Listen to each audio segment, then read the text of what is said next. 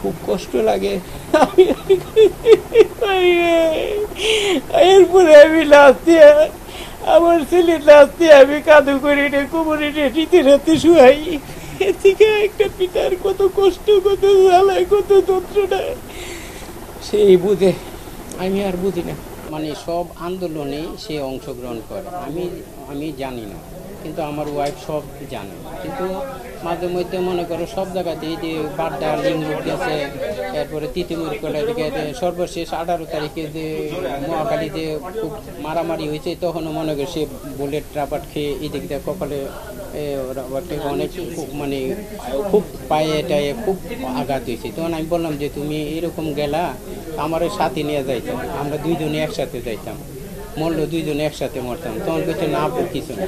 তো আমি ডাক্তারের কাছে নেওয়ার জন্য চেষ্টা করছি, না মানে সবসময় খালি এসে মনে করেন নাহিদ ভাইয়ের কথা, উইয়ার কথা, মুগ্ধুর কথা, এরপরে আরেকজন জানি রং করেছে আবু সাইদ, ওদের কথা খালি বলে। আমি বলে ঠিক আছে, যেদিন 4 তারিখ সকালবেলা একসাথে আমার দুই ছেলে আমার ওয়াইফ একসাথে খাওয়া দাওয়া করি, আমি যখন বের হয়ে যাই, আমি বলছিলে যে আব্বু তুমি আজকে কোথায়, আজকে যাইবা? তখন মনে মিটি মিটি হাসতেছে। আমি বল গেলো একটু সাবধানে যান, আমি তোমার সাথে যাবো। না আব্বু আমার বন্ধু বান্ধব আছে। আমি বল ঠিক আছে সাবধানে যাও।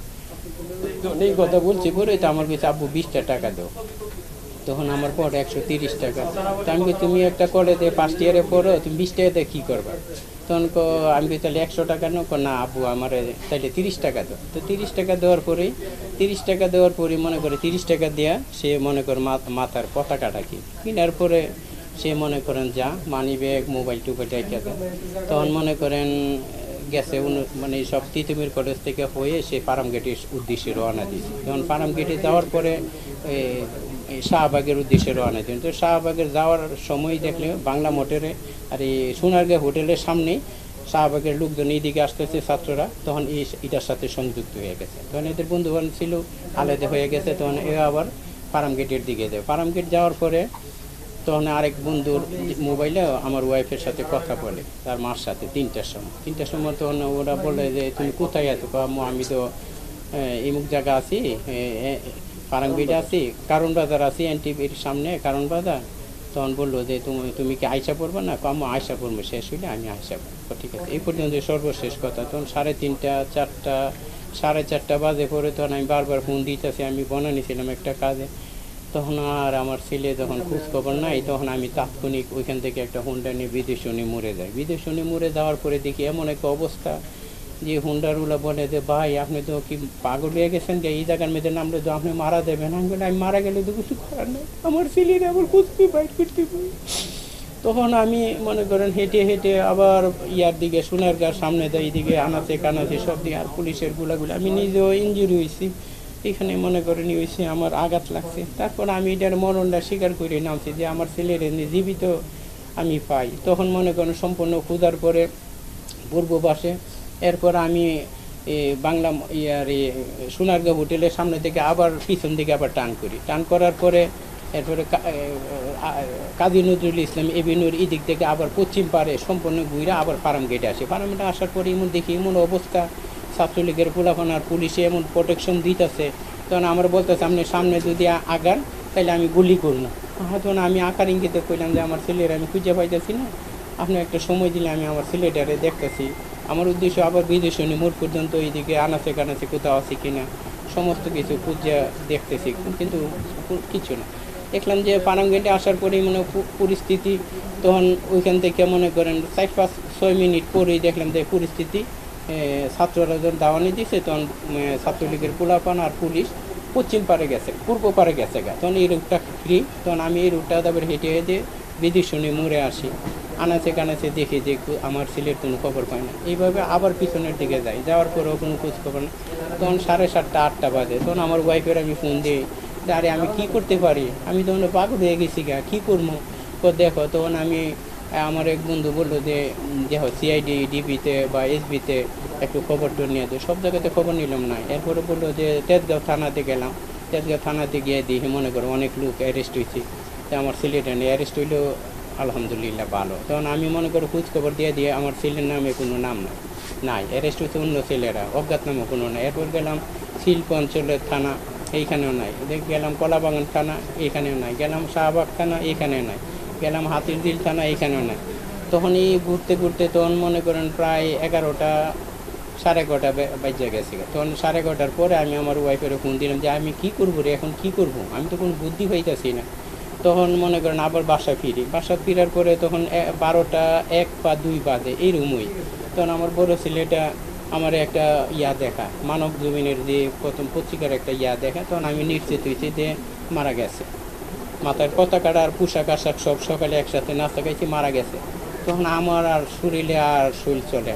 তখন মনে করেন আমার মনে হইতেছে আমার জীবনে এটাই মনে হয় সবচেয়ে আমার জীবনের শেষ। তখন অনেক শক্ত মন নিয়ে আমার ওয়াইফ আমার ছেলে আবার বের হই। তখন সব আত্মীয় স্বজনে বলি যে মর্গে দেখো। তখন মনে করেন ঢাকা মেডিকেলে যাই, ঢাকা মেডিকেলে গিয়ে সব মর্গে টর্গে দেখি। তখন মনে করেন রবিবার 4 তারিখে যখন যাই, ওইখানে গিয়ে দেখি মনে করেন 17টা লাশ মনে করেন নিয়ে। তখন এইগুলিও খুঁজা দেখি যে আমার ছেলেরে নিয়ে মানে মর্গে পাই। খোঁজার পরেও দেখি যে কোনো না, মানে যত কিবিন টিবিন আছে, ইমার্জেন্সি আছে, সব জায়গাতে খুঁজি, পাই নেই। পরে আইলাম শাহবাগ পিজি হাসপাতালে, ওইখানে দেখি। তারপরে ওরা যখন গেছে আমার শালার বউ, তখন এরা কইছে যে তোমরা দেখো পঙ্গু হাসপাতালে আর সোহরাওয়ার্দী হাসপাতালে দেখো মর্গে আছে কিনা। তখন এরা সোহরাওয়ার্দী হাসপাতালে পঙ্গুতে গিয়ে সব খোঁজ খবর রাখে, এরপরে খবর নাই। যখন সোহরাওয়ার্দী হাসপাতালে যাই তখন মনে করে মর্গে ফাইন্ড আউট করে। তখন আমি কারণ বাজারে 2:30-3টা বাজে মানব জীবনী অফিসে উঠবো রাত্রে। তখন মনে করেন আমার শালারা ফোন দিয়ে যে ভাইয়া আপনি কই আছেন, আমারও কইলো, আমি কইছিলাম যে কারণ বাজে অফিস, মানব জমিনে অফিসে উঠবো, ওঠার দরকার নাই, আপনি নাপিজের সন্ধান পাইছি, আপনি সোহরাওয়ার্দীতে আসেন। তখন সোহরাওয়ার্দীতে গেলাম, গিয়া দেখি আমার ছেলের দিয়ে অবস্থা। এরপরে মর্গে যে দায়িত্বে আছে সেই দায়িত্বে বললো যে আপনার ছেলে, আমি হ্যাঁ, আপনি সহ্য করতে পারেন। আমি বলি যেহেতু মারাই গেছে দেখুন তো সহ্য ছাড়া উপায় নাই। তখন আমি দেখার পরে আমার মনে করো খুব চোখে পানি আসে, আমার শরীর মনে করো সাইরা দেয়। তখন মর্গের লোকটা বলে এটাই শেষ না, আরও কিছু আছে। আমি বলি আর কি আছে? তো এই কাপড়টা খুলছে, পরে দেখি যে এখান থেকে গুলি করতে এই দিক দিয়ে এত বড় মাংস টুকরা বের হয়ে গেছে, রক্ত কাপড়ে মানে এরকম করতেছে। আমি আর সহ্য করতে পারছি। আমি আল্লাহ আমার শক্ত করে দাও, আল্লাহ আমাকে মনকে শক্ত করে দাও, আমি যেন সামনের কাজটা আমি করতে পারি। তখন এরা আমার ওয়াইফটা বা আত্মীয় স্বজন সবাই জানাইলাম, হেরা তো কইতেছে কী বলো? আমি হ্যাঁ এটাই, তুই ঠিক আছে? আমি ঠিক আছি। পরে আমি আল্লাহর অশেষ রহমতে আমি শক্ত। আমি বলতেছি আমি নিজে আমি শক্ত না হইলে আমার ছেলের দাফন আমি করতে পারতাম না। আমি যদি সবাই অসুস্থ হয়ে গেছে, কথা বলেন, কেউ কথা বলেন। পরে আল্লাহর কি রহমত, মনে করো ওইখান থেকে আমি 3:30 পৌনে 4টার দিকে মনে করো লাশ নিয়ে আমি দক্ষিণখান দুবাদিয়া বাজারে চলে যাই। ওইখানে গিয়ে আমার বাইকগুলি আছে, আত্মীয় স্বজন সবাই গেছে। যাওয়ার পরে এখানে পরের দিন সোমবার 5 তারিখে সোমবার 9টার সময় ওদেরকে বলি। তখন গোসল করানোর সময় দেখি যে এত রক্ত পড়তেছে, কোনো দিকে দিয়ে কোনো সম্ভব না, মনে করে ঠেকা দেওয়া সম্ভব না। তখন মনে করে পলিথিন দিয়ে, এরপরে সাদা কাপড় কেটে, যখন মনে করেন গোসল করানোর সময় রক্ত বন্ধ হয় না, তখন এইগুলি দিয়ে এরপরে কাপড় করাই। খুব কষ্ট লাগে। এরপরে আমি লাশ দিয়ে আমার ছেলের লাশ দিয়ে আমি কাঁদু করি রে, কোমরে শীতে রাতে শুয়াই। এর থেকে একটা পিতার কত কষ্ট, কত জ্বালায়, কত যন্ত্রণা সেই বুঝে। আমি আর বুঝি না। আমি আল্লাহরে খালি বলি যে আল্লাহ আমার এ তৌফিক দাও, আমি স্বাভাবিক, আমি যাতে মাথার আমার ঠিক থাকে, আমি যেন শক্তি মতে কাজ করতে পারি, আমার ছেলের জন্য আমি দোয়া করতে পারি। আমার ছেলে তো কোনো ছাত্র, 16 বছর বয়স।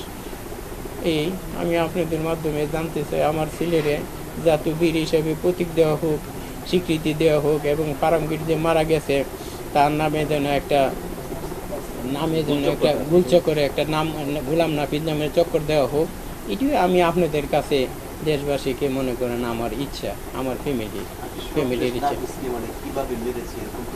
নাপিতকে যখন মনে করেন মানব জীবনের যে সাংবাদিক জীবন আহমেদ, সে বললো যে ভাই আপনার ছেলেকে যখন দেখি মনে করেন আল্লাহ দিয়ে ঠিক পুলিশ চেকপোস্টের সামনে, তখন মনে করেন পুলিশ আমাদেরকে ঢুকতে দেয় না। যখন আমি গেলাম যে মনে হয়ে যাচ্ছে আমার ছেলে।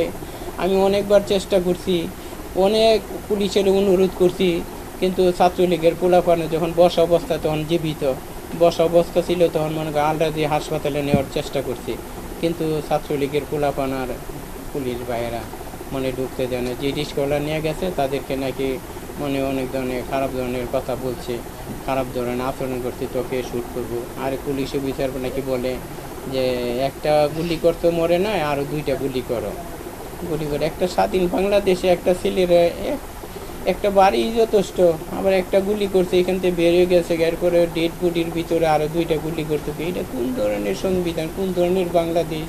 আমরা কোন বাংলাদেশে বসবাস করি? আমি অবশ্যই বিচার চাই, আমি অবশ্যই বিচার চাই। আমিও মামলা করব। আমি আমাদের সমন্বয়কারী আমার আসছে, তাদের কাছে আমি বিচার চাবো, তাদের ফাঁসি হোক, সুষ্ঠু বিচার হোক, তদন্ত করে তাদের ফাঁসি হোক। আমি আমার পরিবারের এবং আমি আমার বাবা হিসাবে আমার একটাই চাওয়া, একটাই দাবি, তাদের ফাঁসি হোক, সুষ্ঠু বিচারের মাধ্যমে বিচার। আমি চাইবো যে আমার ছেলের মুগ্ধ, আবু সাইদের মুগ্ধ, আবু সাইদ সবাই আমার ছেলে ওরা শহীদ হয়েছে, ওদের মারা জানতেছে মাদের মনে কত কষ্ট। তো এই হত্যাকারীদের সুবিচার চাই, আমি হত্যাকারীদের বিচার চাই। আমার মতো জানে আর এই বাংলার বুকে কোনো মায়ের বুক নিজের দেশের জন্য নিজের দেশে খালি না হয়, এটা আমি আমার দেশবাসীর কাছে দাবি। এবং এখনকার অন্তিমকালীন সরকার জাবিদের কাছে দাবি যে এই যে আমরা সাইদের মারা আমরা বুঝতেছি সন্তান হারাবে তা কি, এর আগে আমরা জানতাম না। এবং যেই সন্তানগুলো হসপিটালে পড়ে আছে ওরা আমারও আমার মতনই কষ্ট। আমি চাইবো বাংলার সকলের কাছে তারা যেন ওই হসপিটালের বাচ্চাগুলোকে চিকিৎসা করে সুস্থ করে ওদের মায়ের বুকে ফিরিয়ে দেয়, কোনো অবহেলা না করে। আমার যেরকম কষ্ট আমার ছেলের জন্য, ওর মাদের জন্য সেম কষ্ট ওই বাচ্চাগুলোকে যেন ঠিক সঠিক চিকিৎসা দেওয়া হয়, ওদের মায়ের বুকে আসে। আমাদের সন্তানগুলো তো আসবে না, আমাদের মুগ্ধ, সাইদ, নাফিজ ওরা গেছে, ওদের খুনের বিচার চাই আমি।